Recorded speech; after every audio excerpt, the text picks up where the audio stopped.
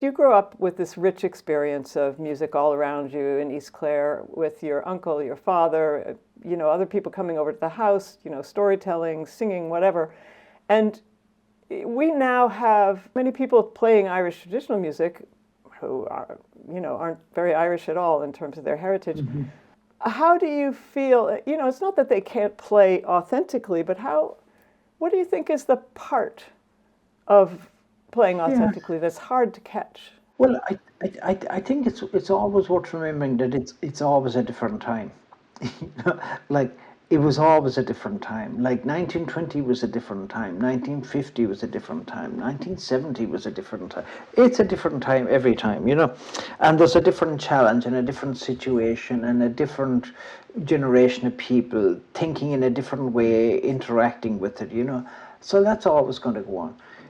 I've thought about that question you brought up quite a bit because I encounter a lot of students from all kinds of cultures and backgrounds. I play in all kinds of situations in Japan or wherever, and it's important for me to kind of understand, well, where is the universal in this music, and is it universal?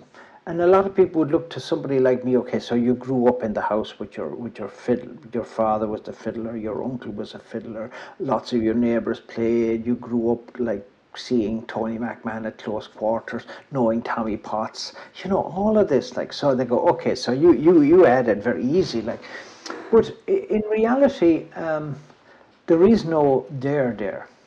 In the tradition, there is no one person who has all the answers. There is no one group of people in the culture that say they own it and they got it figured out and the rest of you can back off.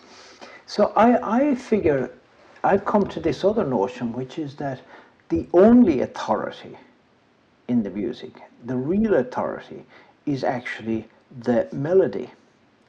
And that respecting the melody is the key. Understanding the melody is the key. Allowing yourself to appreciate the beauty of the melody is key. Allowing yourself to experience the pulse and the rhythm, which is freely available on many recordings and many places.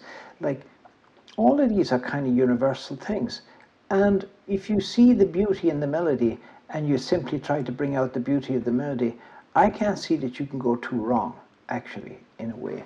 And so I do think that, in a way, it's respect for the actual music itself, is a good guidepost in a world where you can be playing this in Japan or in Argentina, you know what I mean?